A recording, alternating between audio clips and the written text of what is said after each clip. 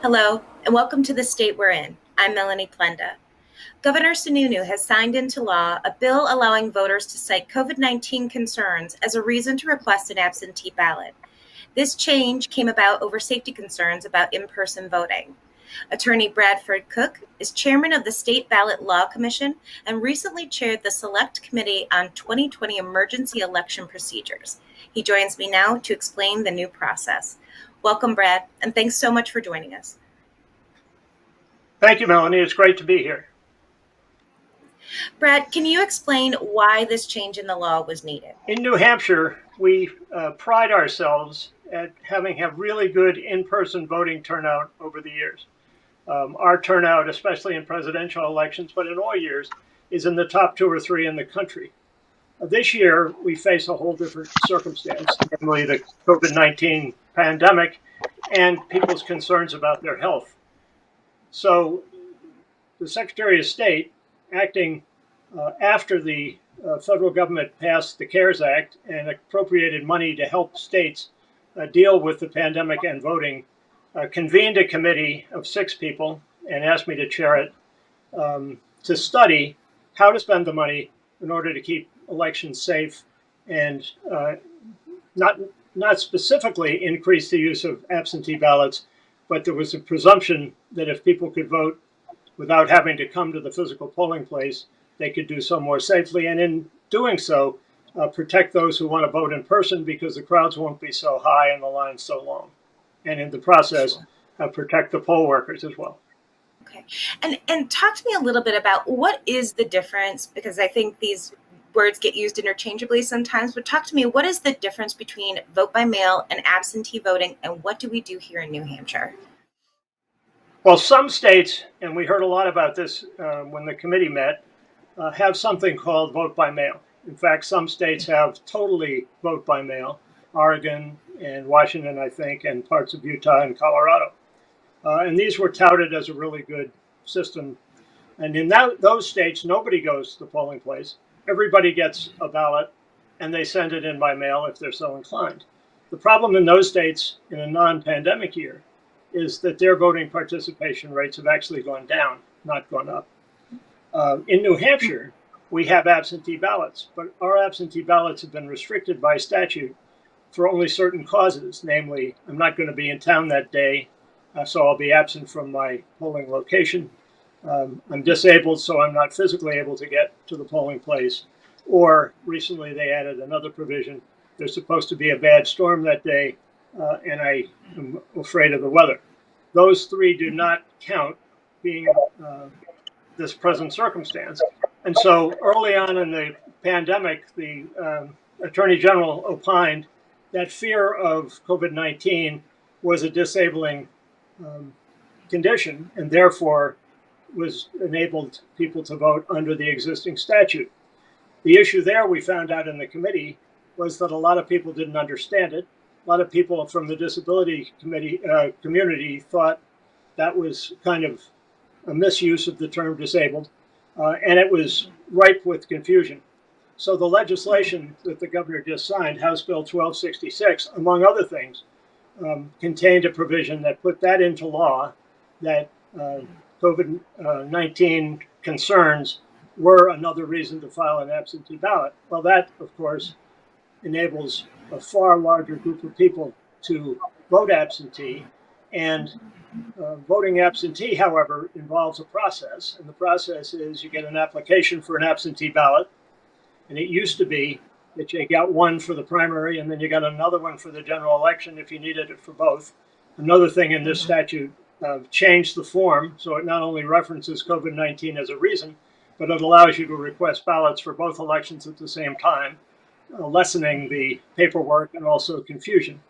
But our absentee ballot process still is the same as it was in terms of the actual voting. You can go to your town or city clerk's office, get the application, receive the ballot, fill it out, and give it to them right in person. You can ask for it by mail, and it comes by mail, fill it out, put it in the inner envelope, and then in the outer envelope, and drop it off at the town or city clerk's office, or you can send it back in the mail. And Is voting, I know that this has been kind of an issue as well, is voting absentee secure?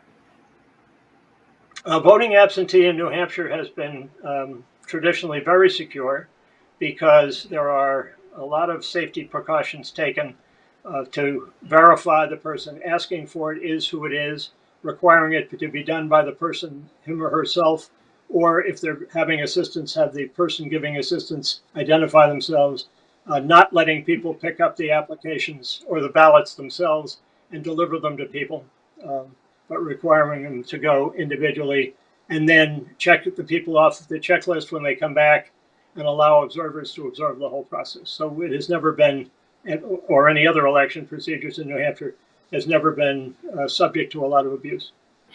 When and how are absentee votes counted? Absentee votes, and this was another thing covered by the statute, absentee votes by statute have always had to be opened and counted on election day. There was even a provision in the statute that said if 10 voters filed a petition, they couldn't be opened and counted until after 5 o'clock in the afternoon on election day. Well, that's been okay if 5 to 10% of the people vote absentee, but we anticipate that if our elections this year track what's happened in other states since the pandemic, that maybe half or more than half of the voters will vote absentee. The moderators who supervise the actual counting of votes on election day would be overwhelmed by that many absentee ballots and having to open them and count them either by hand or by machine on election day. So another provision in this bill that the governor just signed says that they can open the outer envelope, cross-check people on the checklist Thursday, Friday, Saturday, and Monday before the election. They can't actually open the inner envelope that contains the ballot or count the ballots until election day. In towns and cities that have more than one counting machine, they can assign one machine and dedicate it just to counting absentee ballots while they are counting the ones taken in person with another machine. We have a number of towns, tend to be the smaller towns in New Hampshire, which still count votes by hand. And of course, with those, the absentee ballots get counted the same as the others, but they tend to have a couple of hundred votes or so, and that's not a big deal for them. New Hampshire, as you mentioned, has a history of high voter turnout. Is there concern that COVID-19 might keep some people away from the polls? Well, that was the whole thing that we came to realize in this committee, that we weren't just talking about the mechanics of an election. We were talking about allowing people who want to participate in democracy to do so, and to do so in the same numbers with the same inclinations that they would have if there was no COVID-19. It's not tilted toward one candidate or another or one party or another. It's to allow the people to do the same thing this year that they would do other years. Because when you think about it, if they can't, and I have no idea who this would favor or not favor, but if they can't, this could change the outcome of elections. And the most important election we have this fall is the presidential election, obviously, but it also applies to the governor and one United States senator and 2 congressmen and a whole legislature and others.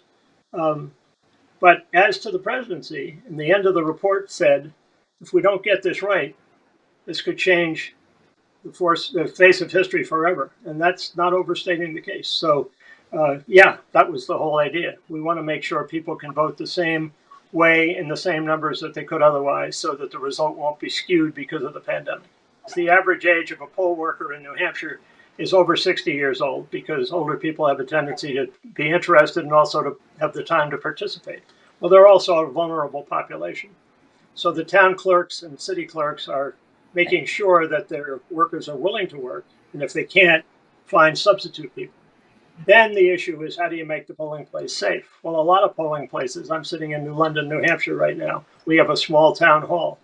The town hall is where voting takes place. That's way too small for this pandemic to have social distancing. So they have to find another place to do it. A lot of other towns and cities are finding other places to do it. And then within the polling place, a lot of the money, and one of our main recommendations was to provide the PPE, to provide the barriers, to have masks available, to have stickers on the floor like you see in the supermarket, to tell you where to stand and where to walk, to keep people safe to have disposable pencils and pens, so people only have to use one and don't use the one the person just before them used, and a whole host of things that is evolving and the Secretary of State is working on. But we had a whole several-page section of our report that was dedicated to how that could happen. And we were blessed to have Senator Tom Sherman from Rye, who is an MD and very familiar with PPE, on our committee, and also have testimony from the state and people who are very familiar with how those processes work. Well, thank you so much for all the great information, Brad. It's such an important topic. Thank you. Well, it's my pleasure to be here, and people should vote, and thank goodness we think they're going to be able to vote safely. Excellent. And thank you for watching The State We're In. I'm Melanie Plenda. We'll see you next time.